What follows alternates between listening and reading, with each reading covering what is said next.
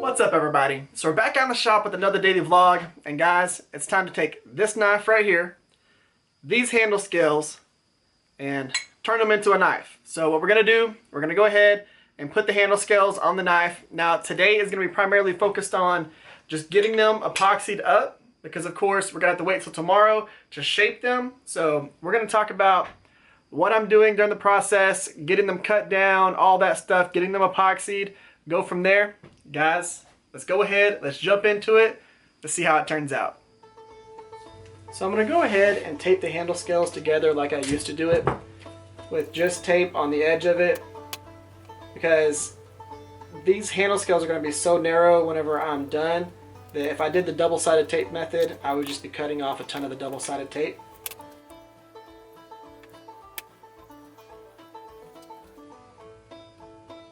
Emberglow is the type of scales we're going to be using. They're from Maker Material Supply, and I'm going to leave a link for them in the description below if you want to go check out some handle scales that they have.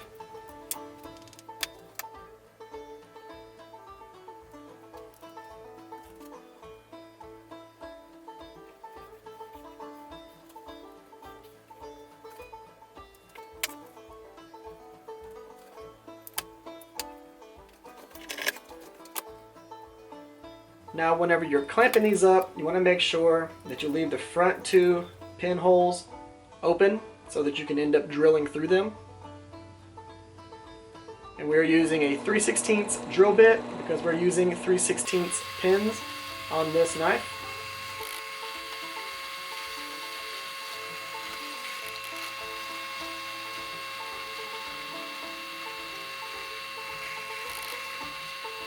And I'm doing something a little bit different on this one. I'm not going to be using a lanyard tube. I'm just going straight through it with the 3/16 drill bit.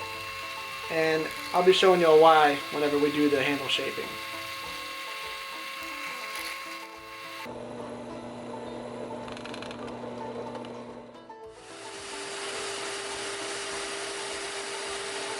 So we're going to go ahead and just cut off all the excess when we're doing this, because I really don't want to take and use the 2x72 that much on these handle scale material, because the wood is so hard that you'll end up just burning it more than sanding it off.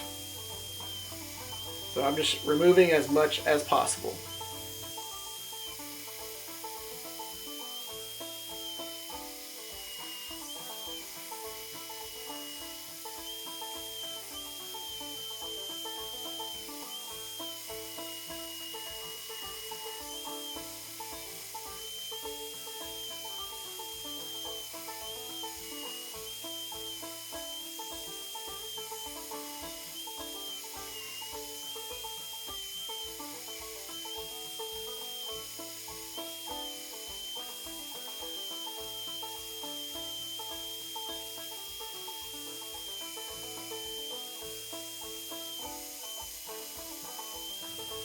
Now that we got that part done, we're going to go ahead and go over to the 2x72 and just finish smoothing these out.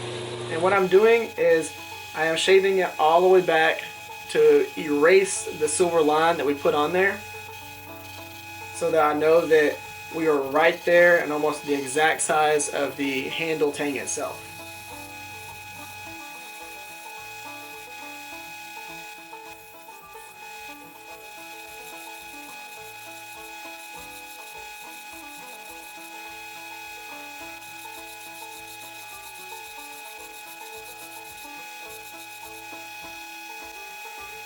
And I was double checking just to make sure everything was good. But I decided to go ahead and work on the shape of the finger choil a little bit and shave it back.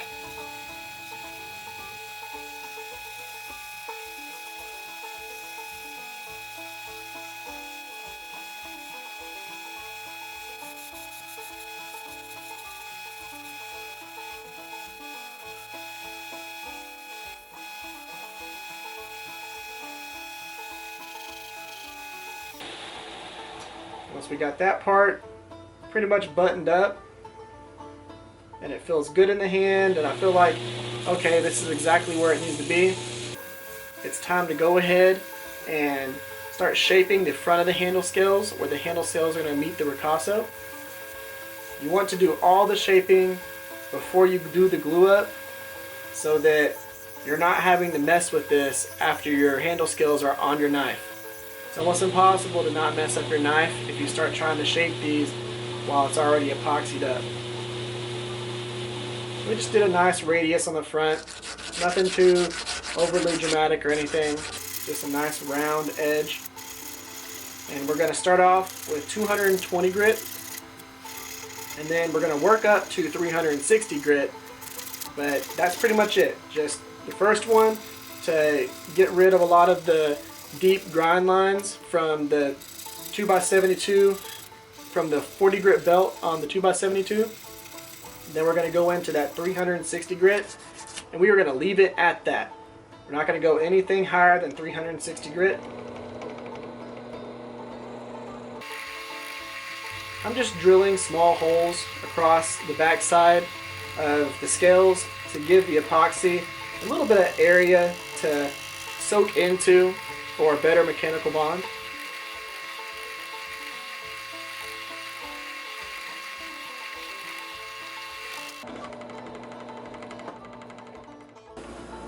Now for the glue up, we're going to use our JB Weld 5-minute epoxy. Like I said in a previous video, I plan on going to G-Flex, but right now my JB Weld is pretty much doing everything I need it to do, so we're going to be using it for a little while.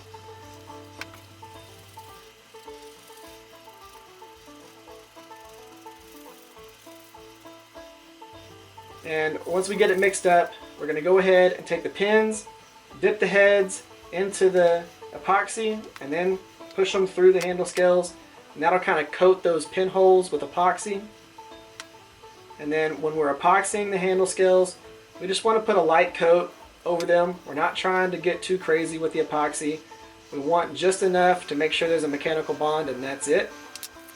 And then when we're putting it on the tang itself, I'm not bringing it all the way up to the ricasso because I don't want to have a bunch of squeeze out on the front. I'll tell you that is one of the hardest parts to clean on a file knife, is if you get epoxy up onto that file area where the ricasso is. So you just need enough to create that mechanical bond, but nothing more.